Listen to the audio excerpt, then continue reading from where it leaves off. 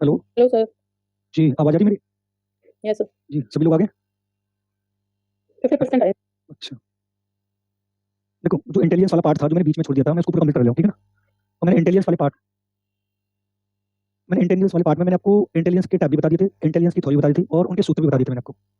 और उसमें मैंने ये भी बता दिया था आपको कि एक सामान्य बच्चे का आईक्यू कितना होता है, एक पिछड़े वाला का आईक्यू कितना होता है और एक प्रतिभाशाली वाला का आईक्यू कितना होता है। ये सारी बातें हमने डिस्कस कर ली थी। उससे आगे हम जो पढ़ेंगे आज इस वाले में पढ़ेंगे, तो इस वाले में देखेंगे हम इसके टेस्ट कौन-कौन से होते हैं, यानी बुद्धि परीक्षण कौन-कौन से होते हैं, ये वाला समझना है और कुछ महत्वपूर्ण इंपोर्टेंट पॉइंट पढ़ लेंगे। देखो, अगर हम बात करते हैं इसके परीक्षण की,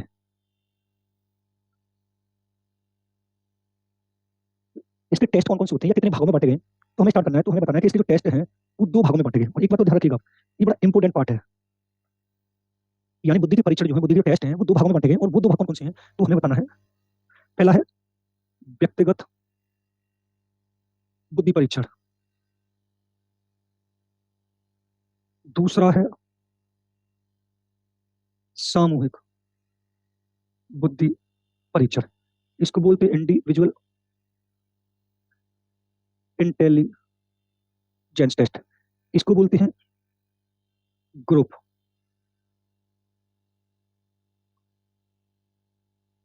इंटेलिजेंस। देखो, अब उसका जो क्वेश्चन पुट अप होगा वो ये होगा कि जो बुद्धि के परीक्षण है उनको कितने भागों में बांटा गया, तो आपको 2 टाइम में बताना है, इंडिविजुअल और ग्रुप में, यानी व्यक्तिगत बुद्धि परीक्षण और सामूहिक बुद्धि परीक्षण।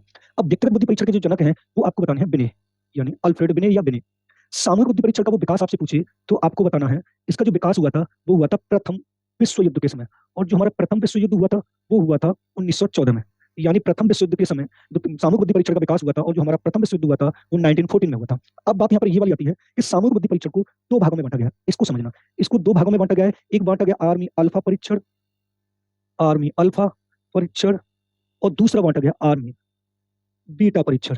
आर्मी बीटा परीक्षण। अब यहाँ पर एक क्वेश्चन को ये भी पुट अप करेगा कि मान लीजिए आर्मी अल्फा परीक्षण किसके लिए था, तो इसको बोलेंगे हम शाब्दिक परीक्षण। शाब्दिक या पढ़े लिखे लोगों के लिए, या पढ़े लिखे लोगों के लिए। अगर वो आपसे ये पूछता है कि आर्मी बीटा किसके लिए था, तो आपको बताना अशाब्दिक यानी अनपढ़ लोगों के लिए, यानी अनपढ़ लोगों। सर ये फर्स्ट स्लाइड है क्या? अभी जी मैम, अभी स्टार्ट किया है। अब उसके बाद एक क्वेश्चन पुटअप उसका इस तरीके से होगा, समझना। उसने ये पूछा है कि आर्मी अल्फा परीक्षण को एक और किस नाम से जानते हैं, तो आपको बताना है भाषिक परीक्षण के नाम से जानते हैं। किस नाम से जानते हैं? भाषिक परीक्षण के नाम से जानते हैं। आर्मी बीटा को किस और नाम से जानते हैं, तो आपको बताना है क्रियात्मक परीक्षण के नाम से जानते हैं। क्रियात्मक परीक्षण के नाम से जानते हैं। अब समझना है, बड़ा इंपॉर्टेंट। अगर वो क्वेश्चन आपसे ये पूछता है कि बुद्धि के परीक्षण को कितने भागों में बांटा गया है, यानी जो इंटेलिजेंस के जो टाइप है, सॉरी इंटेलिजेंस के जो टेस्ट है उनको कितने भागों में बांटा गया, जो इंटेलिजेंस के टेस्ट हैं, तो आपको बताना है 2 भागों में बांटा गया है। पहला कौन सा है? इंडिविजुअल है और दूसरा कौन सा है? ग्रुप है। यानी व्यक्तिगत बुद्धि परीक्षण और सामूहिक बुद्धि परीक्षण। अगर वो ये पूछे व्यक्तिगत बुद्धि परीक्षण के जनक कौन है, तो आपको बताना है बिने है। यानी व्यक्तिगत बुद्धि परीक्षण के जनक कौन है? बिने है। और सामूहिक बुद्धि परीक्षण के जनक पूछे तो जो इसका विकास है, सामूहिक बुद्धि परीक्षण का जो विकास है वो आपको बताना है प्रथम विश्व युद्ध के समय हुआ। अगर आपसे ये पूछे प्रथम विश्व युद्ध कब हुआ, तो 1914 में हुआ था। अब जो सामूहिक बुद्धि परीक्षण को है वो 2 भागों में बांटा गया है, आर्मी अल्फा परीक्षण और आर्मी बीटा परीक्षण। अब आपसे ये भी पूछ सकता है कि आर्मी अल्फा परीक्षण कैसा परीक्षण है, तो आपको बताना वर्बल यानी शाब्दिक, और किस प्रकार के लोगों के लिए प्रयोग किया जाता था, तो आपको बताना पढ़े लिखे लोगों के लिए प्रयोग किया जाता था। अगर ये पूछे आर्मी बीटा कैसा परीक्षण है, तो आपको बताना अशाब्दिक, किस प्रकार के लोगों के लिए प्रयोग किया जाता था, अनपढ़ लोगों के लिए प्रयोग किया था। अगर वो दूसरे में पूछता है आर्मी अल्फा परीक्षण को किस और नाम से जानते हैं, तो आपको बताना है भाषिक परीक्षण के नाम से। अगर आपसे ये पूछे आर्मी बीटा परीक्षण को किस और नाम से जाना जाता है, तो आपको बताना क्रियात्मक परीक्षण के नाम से। अब इन दोनों को बांटने की कहानी सुनिए जो इसके आधार पर बटी थी। जब भारत में प्रथम विश्व युद्ध छिड़ा था तो सेना में लड़ने के लिए लोगों की कमी पड़ रही थी, फौजियों की कमी पड़ रही थी। तो उस टाइम एक ये था कि गांव से पकड़ पकड़ के लोगों को लेके जाया जाता था जबरदस्ती सेना में लड़ने के लिए, क्योंकि प्रथम विश्व युद्ध हुआ था और सेना कम पड़ रही थी भारत में। तो वहां से जब गांव के लोगों को पकड़ पकड़ के ले गए थे तो कुछ लोग तो पढ़े लिखे थे और कुछ लोग अनपढ़ थे। जो लोग पढ़े लिखे थे उनको हथियार चलाना आ रहा था और उनको जैसे बता देते थे वैसे सीख जाते थे, लेकिन अनपढ़ लोग थे उनको पूर्व से समझ में ये नहीं आ रहा था कि गन कैसे बोलते हैं, AK-47 कैसे बोलते हैं, या जितने भी हथियार थे उनको वो बोल के बता देते, उन्हें समझ में नहीं आता था। तो उन्होंने टोली बनाई। उन्होंने 2 टोली बनाई और एक टोली का नाम रखा आर्मी अल्फा और दूसरी टोली का नाम रखा आर्मी बीटा। आर्मी अल्फा जो टोली थी उसमें उन लोगों को रखा जो पढ़े लिखे थे और जिनको बोलकर यानी हम जैसे मैं बोल रहा हूं वैसे बोलकर उनको सिखा दिया जाता था कि ये इसके लिए प्रयोग किया जाता है। लेकिन आर्मी बीटा में उन लोगों को रखा गया जो अनपढ़ लोग थे, जो बोलकर नहीं सीख पाते थे, वो पढ़ना लिखना नहीं जानते थे, तो उनको करके सीखने पर बल दिया जाता था। यानी उनको करके बताया जाता था कि मान लीजिए अगर ये मार्कर है, अगर मैं उसे ये बात बता दूं, जो पढ़े लिखे लोग थे उनसे ये बात बोल दूं कि ये जो मार्कर है ये डिजिटल बोर्ड के लिए उपयोग किया जाता है, तो ये लोग पढ़े लिखे समझ गए हैं। लेकिन जो अनपढ़ लोग थे उनको ये करके सिखाया जाता था कि आप इसको इसमें चला के देखिए और ये वाला जैसे आपको दिखाई दे तो ये डिजिटल बोर्ड के लिए उपयोग किया जाता है। यानी अनपढ़ लोग थे उनके लिए अशाब्दिक यानी शाब्दिक नहीं बोला जाता, और अनपढ़ जो थे जो मैंने इधर लिखा क्रियात्मक परीक्षण, इनको कोई ना कोई क्रिया करके सिखाया जाता था, कार्य करके सिखाया जाता था। लेकिन आर्मी अल्फा में पढ़े लिखे लोग थे उनको बोलकर यानी मैंने लिखा है भाषा के द्वारा सिखाया जाता था। अगर आपसे क्वेश्चन ये पता हुए कि बुद्धि के परीक्षण को कितने भागों में बांटा गया, तो आपको बताना 2 भागों में, व्यक्तिगत बुद्धि परीक्षण और सामूहिक बुद्धि परीक्षण। अगर आपसे ये पूछे सामूहिक बुद्धि परीक्षण को कितने भागों में बांटा गया, तो आपको 2 भागों में बांटा है। सामूहिक बुद्धि परीक्षण कितने भागों में बांटा गया, तो 2 भागों में आपको बताना है। पहला पूछेगा आर्मी अल्फा परीक्षण और दूसरा आर्मी बीटा परीक्षण। अब आपसे क्वेश्चन ये भी पूछ सकता है कि आर्मी अल्फा परीक्षण कैसा परीक्षण है, तो आपको बताना है शाब्दिक सामूहिक बुद्धि परीक्षण है। देखो समझना, मैं इधर लिख दे रहा हूं, आपको पूरा नाम ऐसे बताना है और ऑप्शन में दोनों तरीके से आएगा। देखो समझना, आर्मी अल्फा शाब्दिक सामूहिक बुद्धि परीक्षण। अगर आपसे ये पूछे दूसरा पॉइंट, आर्मी बीटा अशाब्दिक सामूहिक बुद्धि परीक्षण। यानी अगर एक ऑप्शन को ये कह रहा है कि आर्मी अल्फा परीक्षण कैसा है, शाब्दिक परीक्षण है, आर्मी बीटा कैसा परीक्षण, अशाब्दिक, तो ये गलत है, क्योंकि जो शाब्दिक और अशाब्दिक आर्मी अल्फा और आर्मी बीटा किसके भाग हैं, सामूहिक के भाग हैं। अगर वो आपसे ये पूछता है इनमें से कौन सा कथन सही है आर्मी अल्फा के बारे में, अगर उसने ये पूछा है कि आर्मी अल्फा कैसा परीक्षण है और एक ऑप्शन में आ रहा है शाब्दिक परीक्षण और दूसरे ऑप्शन में आ रहा है शाब्दिक सामूहिक बुद्धि परीक्षण, सामूहिक परीक्षण, तो आपको राइट आंसर कौन सा लगाना है, शाब्दिक सामूहिक परीक्षण, ना कि शाब्दिक परीक्षण, क्योंकि ये आर्मी अल्फा और आर्मी बीटा किसके भाग हैं, सामूहिक के भाग हैं। और पूरा नाम आपको ये बताना है कि शाब्दिक सामूहिक बुद्धि परीक्षण, अशाब्दिक सामूहिक बुद्धि परीक्षण। आर्मी अल्फा पढ़े लिखे लोगों के लिए प्रयोग किया था, जिसका दूसरा नाम था भाषिक परीक्षण। आर्मी बीटा अनपढ़ लोगों के लिए प्रयोग किया था, जिसका नाम था क्रियात्मक परीक्षण। अगर आपसे ये पूछे जो बुद्धि के जो परीक्षण है वो कितने भागों में बांटे गए, वो दो भागों में बांटे गए, इंडिविजुअल और ग्रुप में। इंडिविजुअल में क्या होता है कि एक बार में सिर्फ एक व्यक्ति का अध्ययन किया जाता है और समूह में एक बार में एक से अधिक व्यक्तियों का अध्ययन किया जा सकता है या परीक्षण किया जा सकता है। कुछ पूछना है तो आप डिस्कस कर सकते हैं। इन परीक्षणों में किस तरह के प्रश्न पूछे जाते थे सर? जी? इन परीक्षणों में किस तरह के क्वेश्चन पूछे जाते थे? देखो, उसने मैं भी ये तो बता रहा था, उसने पूछा है कि आर्मी अल्फा परीक्षण कैसा परीक्षण है, वो ये पूछेगा आर्मी अल्फा परीक्षण कैसा परीक्षण है, तो ए ऑप्शन बी ऑप्शन, तो बी ऑप्शन सही होगा क्योंकि शाब्दिक सामूहिक बुद्धि परीक्षण। अगर वो ये पूछता है बुद्धि के परीक्षण कितने भागों में बांटे गए, दो भागों में, कौन कौन से, व्यक्तिगत सामूहिक, दूसरा शाब्दिक अशाब्दिक, तीसरा और कुछ दे सकता है, तो आपको बताना है व्यक्तिगत और सामूहिक। अगर ये पूछे व्यक्तिगत बुद्धि परीक्षण के जनक कौन है, तो आपको बताना है विनय। नहीं सामूहिक सर, बुद्धि ये पूछना चाह रही हूँ कि जैसे इंटेलिजेंस के लिए है ना, जैसे आर्मी अल्फा परीक्षण है, तो इसमें कुछ क्वेश्चन पूछेगा ना। नहीं, वो ये पूछ सकता है कि निम्नलिखित में से कौन सा बुद्धि परीक्षण पढ़े लिखे लोगों के लिए प्रयोग किया जा सकता था या अनपढ़ लोगों के लिए प्रयोग किया जा सकता है, या ये पूछेगा आर्मी अल्फा परीक्षण किस प्रकार के लिए मापन के लिए किया जाता है, पर्सनालिटी, बुद्धि, क्रिएटिविटी या कुछ और दे सकता है, तो इंटेलिजेंस के लिए प्रयोग किया जा सकता है। इंटेलिजेंस को चेक करें, यदि दो बच्चे हैं उनकी इंटेलिजेंस को चेक करें, अल्फा आर्मी अल्फा परीक्षण से कैसे चेक करेंगे कि कौन बच्चा ज्यादा इंटेलिजेंट है, कौन कम देखो है? वो अलग है, मैंने अभी क्या बताया था, इसकी थोड़ी ये बताई थी कि ये आर्मी अल्फा और आर्मी बीटा सेना के परीक्षण के लिए लाए गए थे, ना कि बालकों के लिए। जो मैंने बताया था आपको कहानी थी कि जब सेना में भर्ती प्रथम विश्व युद्ध चला था तो व्यक्ति को पकड़ के जबरदस्ती ले जाया जाता था, तो उसमें कुछ व्यक्ति पढ़े लिखे थे, कुछ व्यक्ति अनपढ़ थे। जो अनपढ़ व्यक्ति थे उनको उस वाली टोली में रखा, बीटा वाली में जो पढ़े लिखे थे उनको अल्फा वाली में रखा। लेकिन बुद्धि जो बालकों की चेक की जाती थी वो अपने अलग है, वो भी हम आगे पढ़ेंगे, जो एक सामूहिक बिना परीक्षण। ये बच्चों के परीक्षण के लिए नहीं है। नहीं, ये सेना के लिए, मैं लिख भी रहा हूं, आप देख लेना। बच्चों के लिए तो एक विनय सामन परीक्षण आया था, एक विनय परीक्षण, एक पोर्टियस मेन परीक्षण आया था, एक भूल भुलैया परीक्षण आया था और एक वो बैचलर वैल्यू परीक्षण आई थी। तो ये सेना में भर्ती जो व्यक्ति थे ना उनके लिए बांटे गए थे बुद्धि परीक्षण। व्यक्तिगत बुद्धि परीक्षण की बात करें तो यहाँ पे एक बार में एक व्यक्ति का अध्ययन किया था, लेकिन एक बार में एक व्यक्ति का अध्ययन करने के लिए बहुत से मनोवैज्ञानिकों ने अपने अलग अलग परीक्षण दिए हैं, वो हम आगे डिस्कस करेंगे। अच्छा, वो आगे कर बताओ जैसे। आगे चले, यस सर। स्क्रीनशॉट ले लिया। अब उसके बाद हम यहाँ पर नोट आगे देखेंगे। देखो, सबसे पहला बुद्धि परीक्षण 1905 में दिया था और आपसे पूछ सकता है किसने दिया, तो आपको बताना है विनय साइमन ने। उसके बाद पूछेगा मानसिक आयु का प्रतिपादन, मानसिक आयु का प्रतिपादन अगर आपसे पूछे तो आपको बताना है अल्फ्रेड विनय। फिर उसके बाद ये पूछेगा मानसिक, सर ये प्रतिपादन क्या होता है? नींव रखना, जनक होना, जनक जो होते हैं। अगर आपसे पूछे मानसिक मापन परीक्षण, मानसिक मापन परीक्षण, तो आपको बताना है कैटल ने दिया था। अगर ईयर पूछ ले तो 1890 में। अगर आपसे पूछे बुद्धि लब्धि जिसको हम आईक्यू बोलते हैं, ये जनक कौन है, तो आपको बताना है विलियम स्टर्न। अगर आपसे पूछे सर्वप्रथम मानसिक आयु तथा वास्तविक आयु का आईक्यू में प्रयोग विलियम टर्मन तथा मेरिल ने किया था, तथा मेरिल ने किया था। उसके बाद वो नेक्स्ट पूछेगा सर्वप्रथम बुद्धि लब्धि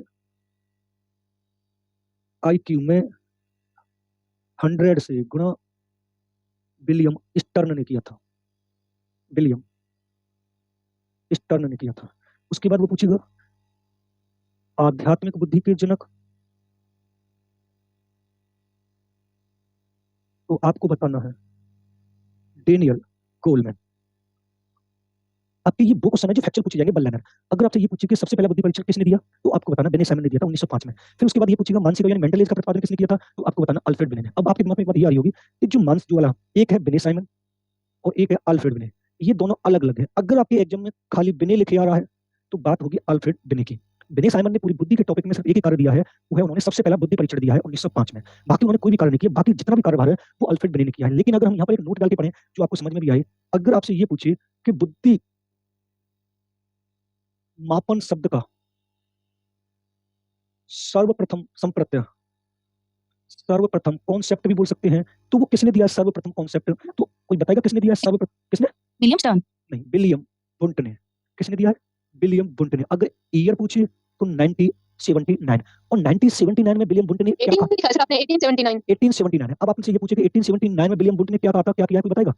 लैब खोली थी ना, फर्स्ट लैब से जी, जर्मनी। जो सबसे पहले लैब खोली गई थी, वहीं से हमारी बुद्धि का मापन प्रारंभ हो गया था। मापा जाने लगा कि एक बालक क्या है, एक बालक कौन सी बुद्धि का, स्टार्टिंग हो गई। लेकिन एक पूर्ण रूप से जो बुद्धि को मापा गया था कि ये बालक इतने आईक्यू का है, ये बालक इतने आईक्यू का है, वो किसने किया था? विनय साइमन ने। अगर आपसे ये पूछे कि बुद्धि मापन शब्द का सर्वप्रथम कॉन्सेप्ट यानी संप्रत्यय किसने दिया, तो विलियम वुंट ने दिया था 1879 में। इसी वजह से विलियम वुंट को किसका जनक कहा जाता है? प्रयोगात्मक मनोविज्ञान का जनक कहा जाता है। किसका कहा जाता है? प्रयोगात्मक मनोविज्ञान का जनक कहा जाता है। क्योंकि सबसे पहली मनोविज्ञान प्रयोगशाला खोलने का जो श्रेय जाता है वो विलियम वुंट को जाता है। अगर वो कहता है कि मानसिक मापन परीक्षण शब्द का, अब हमारी जो मेंटल है उसको मापने के लिए 1890 में कैटल नामक एक मनोवैज्ञानिक था, उसने उसको खोजा, संप्रत्यय दिया कि हम अपने मेंटल को भी चेक कर सकते हैं। अगर वो ये पूछता है कि जो हमारा फॉर्मूला था IQ बराबर MA इंटू CA इंटू 100, ये जो पूरा फॉर्मूला है, ये वाला फॉर्मूला किसने दिया है? विलियम स्टर्न ने। यानी अगर वो ये पूछता है कि IQ के जनक कौन माने जाते हैं, तो विलियम स्टर्न लगा देना। लेकिन यहाँ पे एक फॉर्मूला की बात होती है कि मान लीजिए हम बात कर लेते हैं कि IQ बराबर MA इंटू CA, ये वाला फॉर्मूला किसने दिया है? तो आपको बताना है। एक तो मैंने लिखा है विलियम टर्मन, और दूसरा कौन सा लिखा है मैंने? मेरिल। यानी विलियम टर्मन तथा मेरिल ने मानसिक आयु और वास्तविक आयु का सर्वप्रथम किसमें प्रयोग किया? आईक्यू में। जो मैंने आपको यहाँ पर लिखा है, यानी आईक्यू में सर्वप्रथम, एक तो ये मैंने लिखा है मानसिक आयु, और दूसरा वास्तविक आयु का प्रयोग किया है विलियम टर्मन तथा मेरिल ने। फिर उसके बाद मैंने एक चीज लिखी है, जो आप समझेंगे कि सर्वप्रथम आईक्यू में 100 से गुणा किसने किया है, और एक सही पूरे फॉर्मूले का जो प्रयोग किया है, पूरा फॉर्मूला जो दिया है वो मैंने आपको बताया है। IQ बराबर MA/CA इंटू 100 यानी स्टर्न ने। अगर आपसे ये पूछे कि IQ के फॉर्मूले में 100 से गुणा करने वाले मनोवैज्ञानिक का क्या नाम है, तो आपको बताना है विलियम स्टर्न। अगर आपसे ये पूछे कि बिना 100 के गुणा किए जिस फॉर्मूले को दिया गया है वो किसने दिया है, तो आपको बताना है विलियम टर्मन तथा मेरिल ने। अगर आपसे ये पूछे कि आध्यात्मिक बुद्धि के जनक कौन है, तो डैनियल गोलमैन। लेकिन अभी आगे बढ़ेंगे, संवेगात्मक बुद्धि जो होती है, इमोशनल वाली जो बुद्धि होती है, उस पर कार्य किसने किया है, वो भी डैनियल गोलमैन ने किया है। लेकिन इमोशनल इंटेलिजेंस को देने वाले अगर सबसे पहले मनोवैज्ञानिक का नाम पूछे, तो आपको बताना है डॉक्टर जॉन मेयर और पीटर सेलोवे, जो हम अभी आगे पढ़ेंगे। आगे चलें इससे। सर आध्यात्मिक क्या होता है सर? जी? सर आध्यात्मिक, अरे गॉड में जो भगवान नाश्ता रखते हैं। सर इंग्लिश वर्ड क्या होगा? स्पिरिचुअल होगा। स्पिरिचुअल। सर फिर पॉइंट बताना। कौन सा? ये सर्वप्रथम वाला, ये वाला ये इसके ऊपर वाला। सर्वप्रथम में नहीं बता बता। दो सर। देखो, ये वाला फॉर्मूला एक है और एक ये वाला फॉर्मूला है। अब ये वाले फॉर्मूले में 100 नहीं लगा है, यानी वो ये कह रहा है कि जो IQ है हमारी, इस IQ में मानसिक आयु और वास्तविक आयु का सर्वप्रथम प्रयोग विलियम टर्मन तथा मेरिल ने दिया था, जो मैंने लिखा है। लेकिन अगर वो ये पूछता है कि IQ में 100 से गुणा किसने किया है, तो ये जो 100 यहाँ पर जोड़ दिया है वो किसने दिया है? विलियम स्टर्न ने। सर अगर फोर्थ एंड फिफ्थ थोड़ा कंफ्यूजन हो गया। कौन सा? Fourth point fifth point. एक तो ये है 2 3 4 और ये 5, एक इस वाले में और इस वाले में। जी फिर मैं आपको बताऊं। देखो, हमारा जो पूरा फॉर्मूला है वो कौन सा फॉर्मूला है? ये वाला फॉर्मूला है। यानी ये तुम्हारा सही से फॉर्मूला है जो एक बालक का IQ जानने के लिए किया जाता है। लेकिन इस फॉर्मूले से पहले ये वाला फॉर्मूला आया था MA/CA, लेकिन इसमें 100 नहीं था। अगर देखो 4 वाले फॉर्मूले सर में हम फिफ्थ पॉइंट को हम इस तरह से लिख सकते हैं ना, फर्स्ट आईक्यू फार्मूला। हाँ, लेकिन हाँ, फर्स्ट IQ फॉर्मूला है, लेकिन ये पूरे इसमें से नहीं माना गया क्योंकि इसमें 100 से गुणा नहीं होता, और जब तक 100 से गुणा नहीं होगा तब तक किसी का IQ हम जान नहीं सकते। तो पहला जो IQ का फॉर्मूला है वो विलियम टर्मन तथा मेरिल ने दिया, आप इस तरह से मान सकते हैं। लेकिन पूर्ण रूप से और संशोधन करके एक सही IQ के फॉर्मूले का प्रयोग करने वाला वैज्ञानिक आपको बताना सर है। आईक्यू का फार्मूला किसने दिया? अरे लिख तो तो किस है। पे टिक करें? ओके। ये है। तो ये थर्ड में जो आपने लिखा है मानसिक मापन, मतलब मेंटल एज का टेस्ट। नहीं, मेंटल मार्क्स एज का लिखा है। ये परीक्षण को क्या, परीक्षण को टेस्ट? टेस्ट बोलते हैं, हाँ टेस्ट ही बोल रही हूँ। एज तो यहाँ पे लिखा है मैंने, मानसिक आयु यहाँ पर। नहीं तो इसको मानसिक मापन को क्या बोलेंगे? मेंटल। दोनों को समझे। अरे मेंटल मेजरमेंट टेस्ट होता है, तो इसको समझे। मान लीजिए एक बालक यहाँ पर 15 साल का है। अब 15 साल का है तो उसकी एज 15 ईयर है। इस 15 ईयर में उसका मेंटल ग्रोथ कितनी हुई है, इसको जानने के लिए मानसिक आयु का प्रतिपादन अल्फ्रेड बिने ने किया। लेकिन जहाँ पर एज का कोई भी सिस्टम रखा नहीं गया है, वहाँ पर सिर्फ हमें उसकी मेंटल ग्रोथ को जानना है। यानी मेंटल ग्रोथ को जानना है, उसको जानने के लिए हमें किसका प्रयोग करना पड़ेगा? मानसिक मापन परीक्षण शब्द का प्रयोग करना पड़ेगा। लेकिन वो मानसिक आयु का प्रतिपादन कर रहा है कि एक बालक अगर 20 साल का है और उस 20 साल में उसकी मेंटल ग्रोथ कितनी हुई है, उसके अकॉर्डिंग चेक करेंगे तो मानसिक आयु का प्रतिपादन करेंगे। सर सबसे पहले आईक्यू का यूज किसने किया? इस आईक्यू शब्द का यूज हैं? सबसे पहले आईक्यू शब्द का यूज किसने किया? अब इस पूरे का के एक का मतलब इस वर्ड का यूज किसने किया? कौन लेकर? ये लिख तो रहा है। ये तो फार्मूला हो गया ना। अरे तो फॉर्मूले को तो IQ बोलेंगे। आप ये कहना चाह रहे हैं कि सबसे पहले IQ कौन लेके आया था, ये तो हाँ बात जी, कर रहे हाँ हैं। जी, लेकिन हाँ। IQ को लाने का मेन उद्देश्य ये था ना कि उसकी बुद्धि लब्धि जानना। अब बुद्धि लब्धि जानने के लिए दो चीजों को कंपलसरी है, एक तो उसके पास मानसिक आयु और एक वास्तविक आयु। लेकिन मानसिक और वास्तविक आयु होने के बावजूद भी उसकी जो IQ बुद्धि है कि किस प्रकार की बुद्धि का है, पिछड़ा है, मंद है, प्रतिभाशाली है या तीव्र है, सामान्य है, उसके लिए ये 100 का होना जरूरी था ना। तो इसको 100 को जोड़ा किसने था? स्टर्न ने। अगर आपसे ये पूछे कि IQ सर्वप्रथम कौन लेके आया, तो राइट आंसर स्टर्न लगाना। लेकिन वो धमाके ज्यादा दे रहा है कि 100 को किसने जोड़ा, तो विलियम स्टर्न ने। बिना 100 के IQ का फॉर्मूला किसने दिया, तो विलियम टर्मन तथा मेरिल ने। ऐसे बताना आपसे। सर ने क्या यूज किया था सर? वो मानसिक आयु का प्रतिपादन और सबसे पहले बुद्धि का परिभाषित सर जनक, फादर्स। देखो एक बार समझना, मानसिक, दूसरा सर संज्ञा। आप इनको ना एक स्लाइड पे ना थोड़ा इंग्लिश में लिख के उनके वो अभी लिखो, हमें बड़ा कंफ्यूजन सा हो गया, गलत लिख लेंगे हम, फिर गलत हो जाएंगे क्वेश्चन। ये तीनों शब्द सेम है, मानसिक, संज्ञानात्मक और बुद्धि। संज्ञानात्मक को एक तरह से कॉग्निटिव भी बोल सकते हो, कॉग्निटिव को एक तरह से मेंटल भी बोल सकते हो। उन दोनों को बुद्धि के नाम से जाना जाता है। आगे चले। Yes sir. देखो, अब उसके बाद वो नेक्स्ट पॉइंट पड़ेगा, संवेगात्मक बुद्धि की व्याख्या। अभी रुकिए, संवेगात्मक बुद्धि।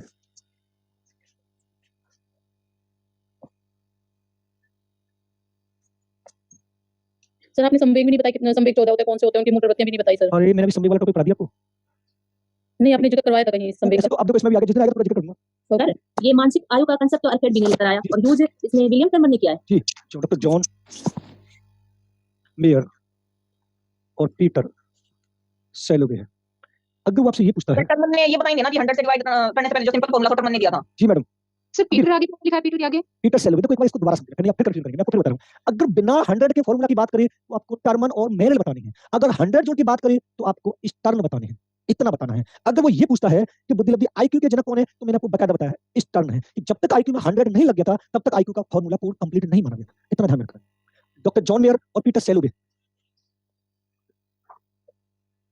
अब उसके बाद दूसरे देखें संवेगात्मक बुद्धि की सैद्धांतिक व्याख्या डैनियल गोलमैन ने की थी। अब आपसे ये पूछेगा प्रौढ़ बुद्धि के जनक कौन है? प्रौढ़ जानते हैं आप लोग? बुढ़ापे में जो पढ़ाई की जाती बुढ़ापे में प्रौढ़ बुढ़ापे में होता है। एडल्ट इंटेलिजेंस जो होती है है। मैडम प्रौढ़ शिक्षा भी उसी के हिसाब से नहीं होगी सर? जी? प्रौढ़ शिक्षा प्रौढ़ शिक्षा, देखो अब एक चीज रखो, प्रौढ़ बुद्धि के जनक पूछिए तो आपको बताना है बैचलर। देखो इसको थोड़ा समझ भी लेना, अगर आपसे पूछे तो नोट डाल के देख लेना, मैं पता भी दे रहा हूं आप लोगों को। जो प्रौढ़ व्यक्ति होते हैं ना वो अलग अलग माने गए हैं। हम दो जगह पढ़ेंगे, दो जगह से यार पूछता है। एक तो वो इंडिया से पूछेगा यानी भारत से पूछेगा कि भारत में कितने वर्ष से लेकर कितने वर्ष तक के जो व्यक्ति हैं वो प्रौढ़ माने जाते हैं। तो आपको बताना है 18 से 35 के एवं जो बीच में जो व्यक्ति आते हैं वो हमारे कौन से व्यक्ति माने जाते हैं?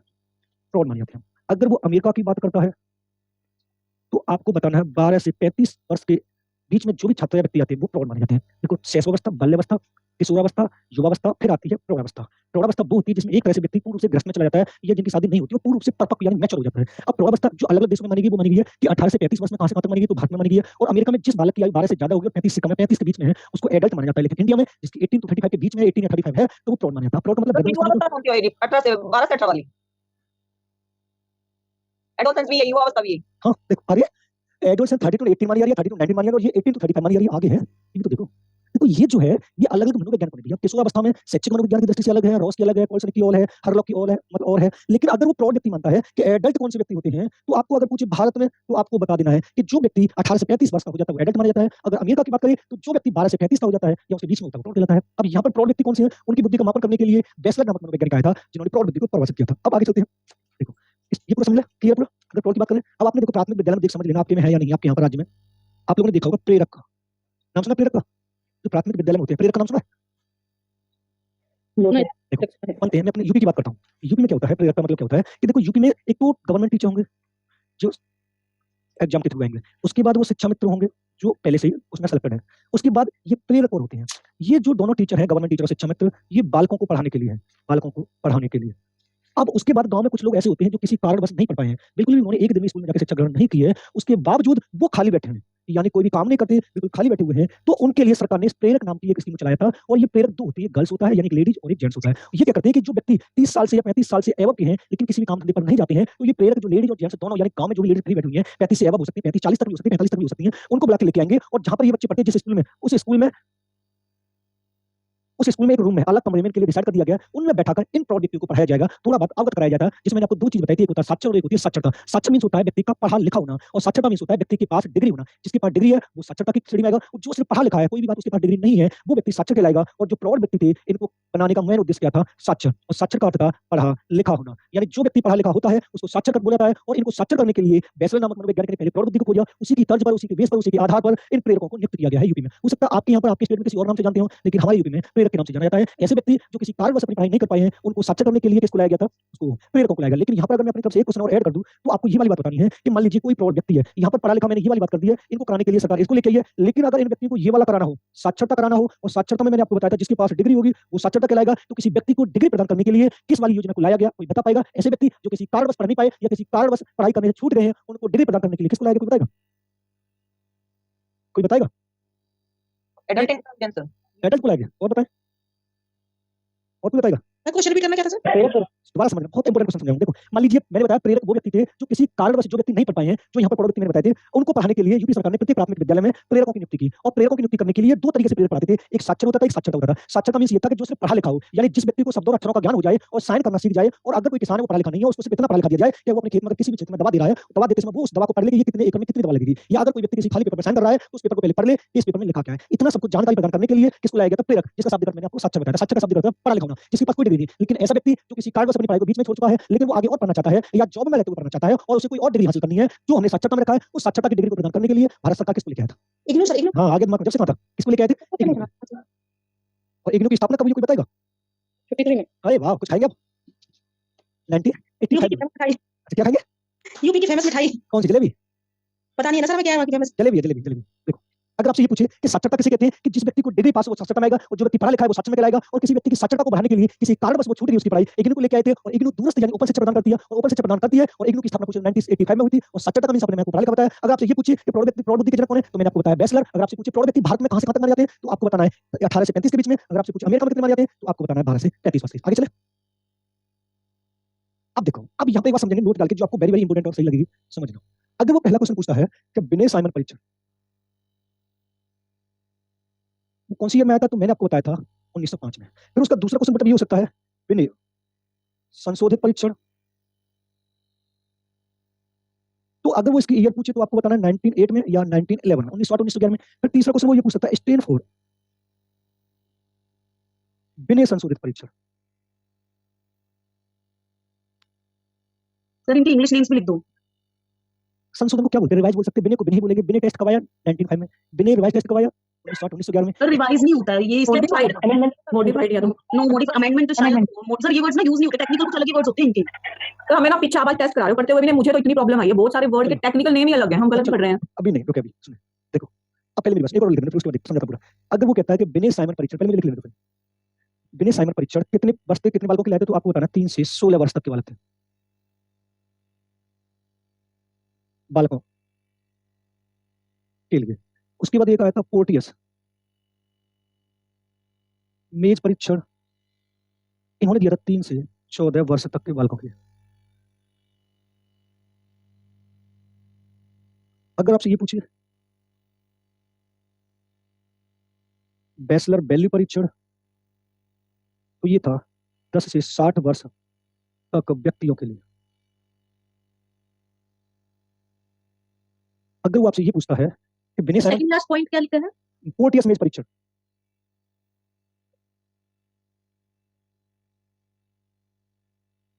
पोर्टियस मेज जो परीक्षण होता है उसे बोलते हैं 3 से 14 वर्ष तक के बच्चों के लिए आए थे, और 3 से 14 वर्ष तक के बच्चों के लिए जो आया था वो था पोर्टियस मेज परीक्षण। अगर आपसे ये पूछे तो विनय साइमन परीक्षण कब के लिए आया है, तो आपको बताना है 3 से 16 वर्ष तक के बच्चों के लिए। अगर आपसे पूछे बैचलर वैल्यू परीक्षण कब आया है, तो आपको बताना है 10 से 60 वर्ष तक के बच्चों के लिए। थर्ड पॉइंट एक्सप्लेन करना।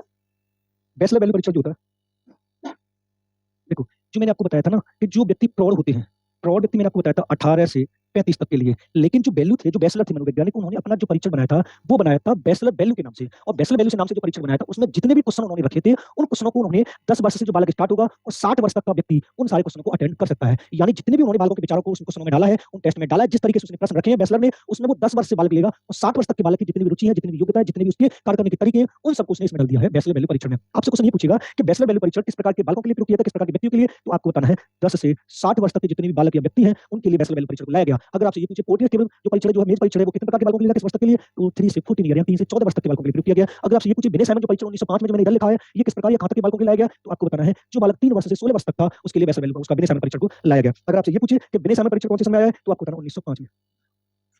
अगर आपसे ये पूछे विनय संशोधित परीक्षण कब आया है, तो इसकी 2 ईयर मैंने लिखाई है 1908 और 1911। देखो अब समझना यहाँ पर, इसको बोलते हैं अमेंडमेंट, यानी संशोधित शब्द लग जाए तो आपको बताना 1908 या 1911 है। अगर ये दोनों ईयर आ रही है इनमें से विनय संशोधित परीक्षण कब आया, 1908 भी आ रही है 1911 आ रही है, तो राइट आंसर 1908 लगा देना। अगर इन दोनों में से एक आ रही है तो एक लगा देना। अगर अमेरिका का स्टैनफोर्ड विश्वविद्यालय ये वाला शब्द आ जाए कि स्टैनफोर्ड विनय संशोधित परीक्षण कब आया, तो आपको 1916 लगाना है। अगर विनय साइमन परीक्षण खाली पूछिए या विनय साइमन परीक्षण बालक जो 3 से 16 वर्ष तक के बालकों के लिए प्रयोग किया गया था वो कौन सी ईयर में विनय साइमन लेके आए, तो आपको 1905 लगाना है। अगर इसी में संशोधन शब्द लग जाए तो 1908 और 1911 लगाना है। अगर इसी में स्टैनफोर्ड शब्द लग जाए तो 1916 लगाना है। ये है हमारी इंटेलिजेंस। पूछना है आप पूछ लीजिए। लास्ट लाइन रोड 8 लिखा है तो कहां पे? जी? जी? रोड 8 लिखा है तो कहां पर? ये वाला रोड 8 लिखा है ना, मतलब ये प्रौढ़ है, प्रौढ़ एडल्ट लिखा है ना सामने, 18 to 35। 18 to 35 ji ma'am. अच्छा, आप लोगों ने इंक्लूसिव एजुकेशन पढ़ा है? थोड़ा बहुत। देखो, अब नेक्स्ट चैप्टर आता है, समझना, बड़ा अच्छा है, समावेशी शिक्षा।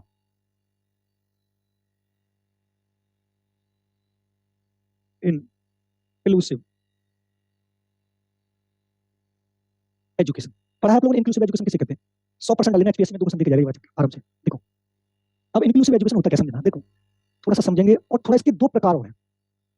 एक प्रकार है इसका एकीकृत और दूसरा है समेकित।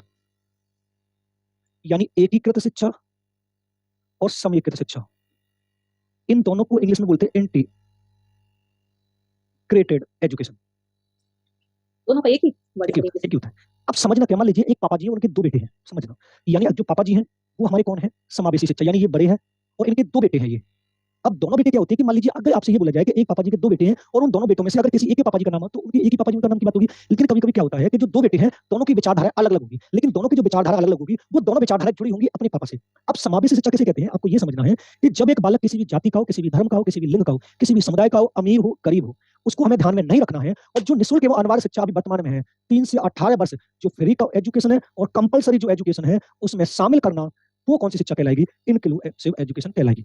यानी आपको ये समझ लेना है कि मान लीजिए ये एक क्लास है और इस क्लास का ये टीचर है, समझ लेना, मैं समझाने की कोशिश कर रहा हूँ। ये जो क्लास है, इस क्लास का ये टीचर और इस क्लास में ये सारे स्टूडेंट बैठे हुए हैं और इन सारे स्टूडेंटों में कोई गूंगा है, कोई अंधा है, कोई बहरा है, कोई विकलांग है, कोई सामान्य है, कोई इंटेलिजेंट है, कोई बिल्कुल मंदबुद्धि है। इन सबको एक साथ पढ़ाया जाने के लिए कौन सी एजुकेशन को लाया जाता है? इंक्लूसिव एजुकेशन को लाया जाता है। अब मान लेते हैं इसका एक एग्जांपल मान लेते हैं कि मान लीजिए आपकी क्लास है ये और आपकी क्लास में एक बालक अंधा बैठा हुआ है, एक बालक अंधा यानी ब्लाइंड बैठा हुआ है, तो आप क्या करेंगे उस क्लास में? तो पहला ऑप्शन ये है कि उसके माता-पिता को सूचित करेंगे, दूसरा ऑप्शन ये है प्रिंसिपल्स की शिकायत करेंगे, तीसरा ऑप्शन ये है उसके लिए विशिष्ट विद्यालय की स्थापना करेंगे और चौथा ऑप्शन ये है सामान्य बालकों के साथ पढ़ाएंगे। राइट आंसर कौन सा होगा इसका?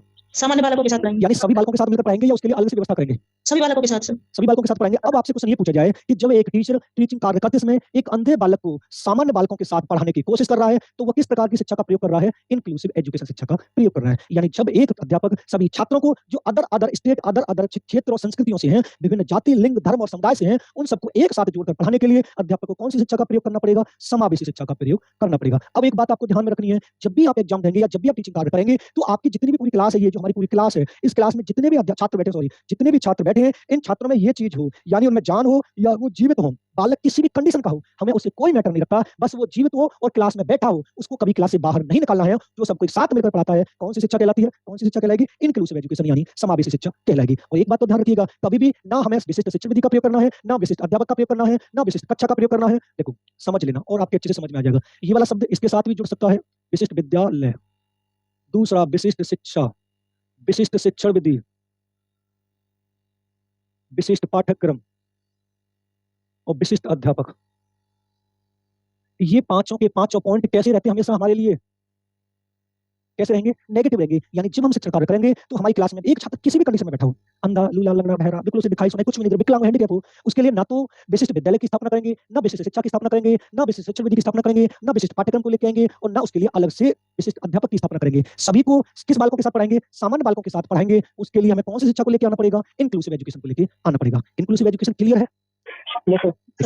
अब उसके बाद हम ये आते हैं कि समावेशी शिक्षा में अपने दो व्यक्ति लिखे हैं। इसके दो प्रकार थे। एक मैंने आपको बताया एकीकृत शिक्षा और एक होता है 18 वाले बच्चे आएंगे, 3 से 7 साल वाले बच्चे आएंगे। ये बिल्कुल शिक्षा की मुख्य धारा बोलते हैं जिसको, फ्री और कंपलसरी शिक्षा की मुख्य धारा, जिसका दूसरा नाम है अनिवार्य एवं निःशुल्क शिक्षा। शिक्षा की मुख्य धारा, जी शिक्षा की मुख्य धारा जो मैंने नाम लिखा है ये वाला, इसका एक और नाम है यानी प्राथमिक शिक्षा को निःशुल्क और कंपलसरी यानी अनिवार्य रूप से कहां तक दिया गया है? 3 से 18। लेकिन इससे पहले इसकी जगह कौन सा था? 6 से 14 वर्ष। यानी जब एक बालक किसी भी जाति, किसी भी धर्म, किसी भी लिंग, किसी भी समुदाय, अंधा, लूला, लंगड़ा, बहरा, उसको ध्यान में रखे बिना शिक्षा की मुख्य धारा 3 से 18 वर्ष या 6 से 14 वर्ष में शामिल करना समावेशी शिक्षा कहलाता है। क्लियर है? बता रहे हो, सामान्य बच्चों के साथ कैसे पढ़ा सकते हैं? जी, एक बच्चा अंधा है उसको सामान्य बच्चे के साथ कैसे पढ़ा सकते हैं? पढ़ाना है तभी तो इंक्लूसिव एजुकेशन को लेके आए। अगर आपकी क्लास में एक बच्चा अंधा है, अब एक और क्वेश्चन यहाँ से आपसे ये पूछ सकते हैं कि मान लीजिए एक व्यक्ति अंधा है, तो वो किस प्रकार की शिक्षा ग्रहण करने में असमर्थ होगा? दृश्य वाली देखने में असमर्थ होगा, तो फिर हम उस बच्चे को आगे बैठाएंगे जिससे वो मौखिक यानी कानों के द्वारा सुनने वाली शिक्षा को ग्रहण करके लिख सके।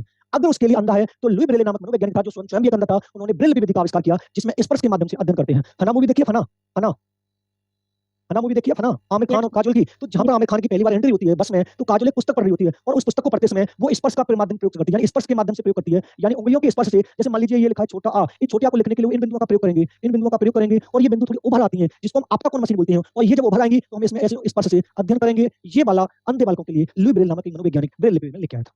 आपको इतना ध्यान रखना है जब भी आप समावेश शिक्षा देंगे तो किसी भी बालक को बाहर क्लास में निकालना। और देखो मैंने इसी वजह से ये चीज लिखी है, ना उसके लिए आप विशिष्ट विद्यालय की स्थापना करेंगे, ना उसके लिए विशिष्ट शिक्षा की स्थापना करेंगे, ना उसके लिए विशिष्ट शिक्षक विधि की स्थापना करेंगे, ना उसके लिए विशिष्ट पाठ्यक्रम की स्थापना करेंगे, और ना उसके लिए अलग से अध्यापक की स्थापना करेंगे। सामान्य बालकों के साथ उसको पढ़ाने की कोशिश करेंगे। जब हम सामान्य बालकों के साथ विकलांग बालकों को पढ़ाते हैं तो वो कौन सी शिक्षा कहलाती है? इंक्लूसिव, समावेश शिक्षा कहलाती है। अब इधर आते हैं, समावेश शिक्षा के दो व्यक्ति बेटे हैं, एक है एकीकृत और एक है समेकित। अब थोड़ा इसको साफ कर देते हैं, थोड़ा समझ लेना। स्पेशल स्कूल या स्पेशल चाइल्ड क्या होगा फिर? जी? स्पेशल स्कूल देते हैं या स्पेशल चाइल्ड क्या होगा फिर? अभी रुको, आप इसको नोट कर लेना, रैसे चल लेना। मुझे क्या पूछ रहे थे आप? स्पेशल स्कूल और स्पेशल चाइल्ड।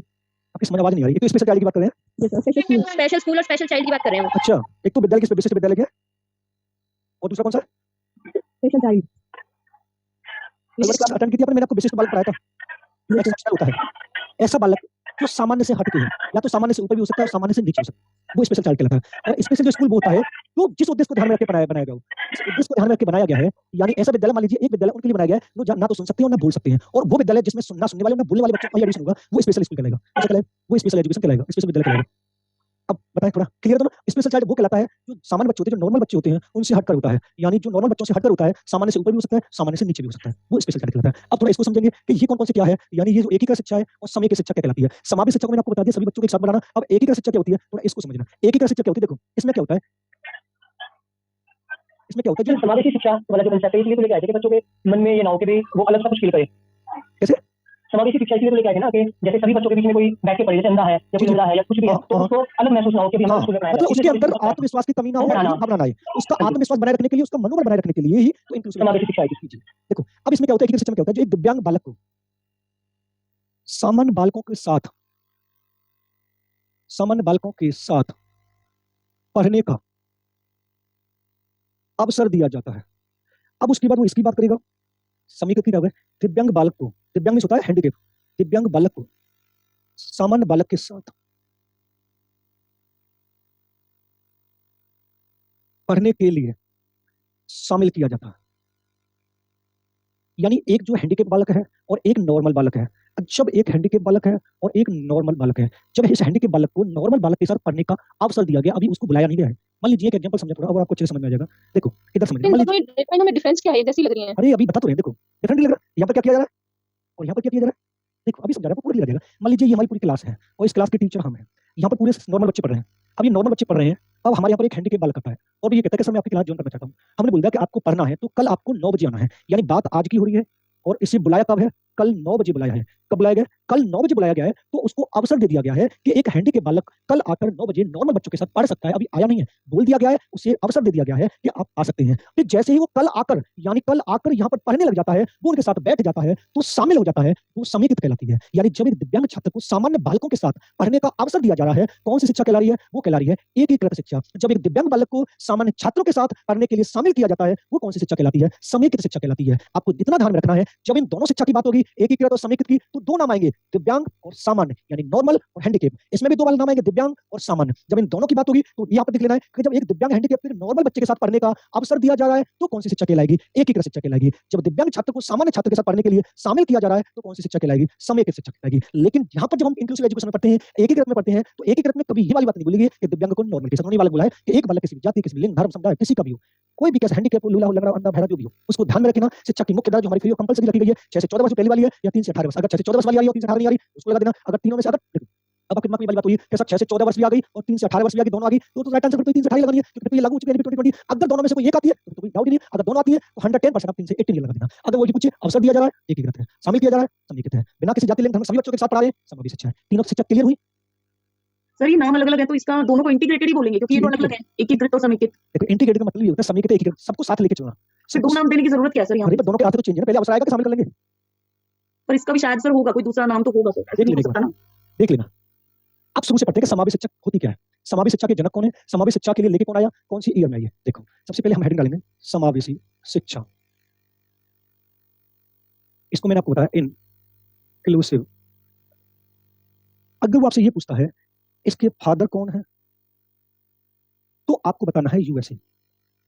अब उसके बाद यहां पर अगर इसके समय की बात करें तो समय अगर वो अमेरिका में पूछता है तो आपको बताना है 1995 से लेकर 2004। अगर वो आपसे ये पूछता है कि भारत में इसका समय कब हुआ तो आपको बताना है 2004 से ये लागू हो गई है, यानी 1995। अगर वो आपसे ये पूछता है कि इसको लाने के लिए एक संस्था थी जो इस पर कार्य करती है तो आपको बता देना है, जो संस्था थी वो थी SSNI। तो हम देखेंगे इस पे स्टिक्स सोसाइटी नॉर्दर्न इंडिया। यानी अब ये देखना समावेश शिक्षा कहते कैसे हैं वो थोड़ा उधर लिखेंगे हम, तब आपको समझ में आ जाएगी। यहाँ पे लिख दें, देखो समावेशी शिक्षा से तात्पर्य जब एक अध्यापक अपनी क्लास में किसी भी जाति, धर्म, लिंग, समुदाय आदि को ध्यान में रखे बिना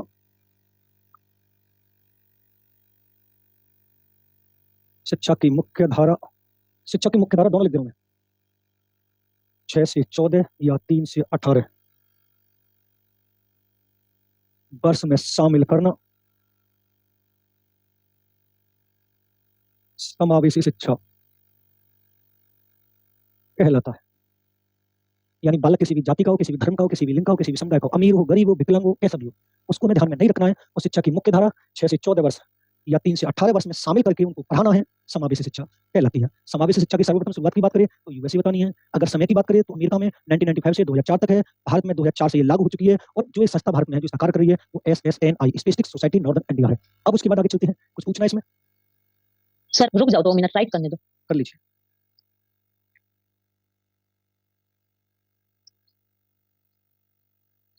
ये SSNI क्या है सर? एक संस्था है जो भारत में समावेशी शिक्षा से संबंधित कार्य करती है।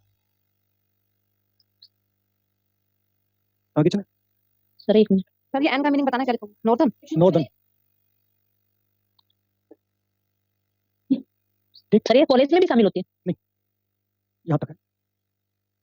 आगे चलें। Okay sir. देखो अब उसके बाद हम आते हैं एकीकृत शिक्षा पर।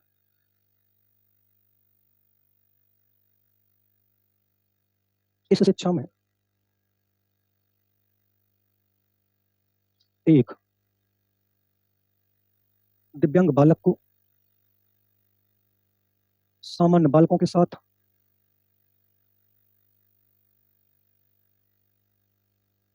पढ़ने का अवसर दिया जाता है।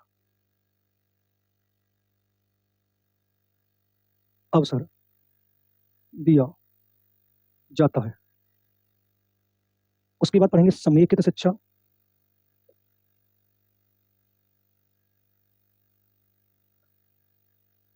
इस शिक्षा में एक दिव्यांग बालक को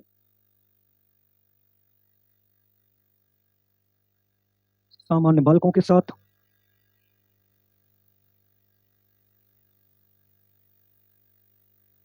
पढ़ने के लिए शामिल किया जाता है। दोनों स्टेटमेंट अलग अलग हैं, समझ लेना। अब उसके बाद जो मेन एक शिक्षा है वो है हमारी प्रगतिशील शिक्षा। प्रगतिशील शिक्षा इसको बोलते हैं प्रोग्रेसिव एजुकेशन। अब वो प्रगतिशील शिक्षा के ये भी पूछ सकता है कि इसके जनक कौन है, प्रगतिशील शिक्षा के। तो इसके जो जनक हैं वो आपको बताने हैं जॉन डीवी। और जॉन डीवी ने एक विद्यालय की स्थापना की थी। कोई बताएगा कौन सा विद्यालय था? लैब विद्यालय, यानी लैब स्कूल की जो स्थापना की है वो किसने की है? जॉन डीवी ने। अब आपको ये समझना है कि प्रगतिशील शिक्षा कौन सी होती है। देखो समझना, मैं आपको यहाँ पर समझा रहा हूँ। मान लीजिए ये आपका टेस्ट है। अब इस टेस्ट में ये 4 सब्जेक्ट आ रहे हैं। एक मान लेते हैं पेडागोजी आ रहा है, एक मान लेते हैं मैथ आ रहा है, एक मान लेते हैं इंग्लिश आ रहा है और एक मान लेते हैं साइंस आ रहा है। अब ये जो 4 सब्जेक्ट आ रहे हैं और इन चारों सब्जेक्टों को चारों टीचर अलग अलग पढ़ा रहे हैं।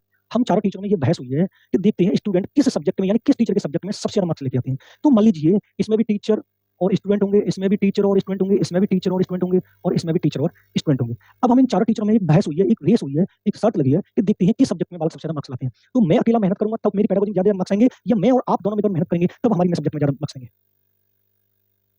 सर दोनों मिलकर करेंगे तब आएंगे। देखो, प्रगतिशील शिक्षा वो शिक्षा कहलाती है ऐसी शिक्षण प्रक्रिया जिसमें टीचर और स्टूडेंट मिलकर शिक्षण प्रक्रिया को आगे ले जाते हैं और अपने शैक्षिक उद्देश्यों की प्राप्ति करते हैं। वो कौन सी एजुकेशन कहलाती है? प्रोग्रेसिव एजुकेशन कहलाती है, जिसके जनक जॉन डीवी माने गए हैं और इस प्रगतिशील शिक्षा के आधार पर उन्होंने एक लैब विद्यालय की स्थापना की। प्रोग्रेसिव एजुकेशन का कॉन्सेप्ट क्लियर है, जिसमें टीचर और स्टूडेंट दोनों मिलकर एक साथ अपनी शिक्षण प्रक्रिया को आगे ले जाते हैं और अपने शैक्षिक उद्देश्य लक्ष्यों की प्राप्ति करते हैं। वो प्रोग्रेसिव एजुकेशन कहलाती है। क्लियर है?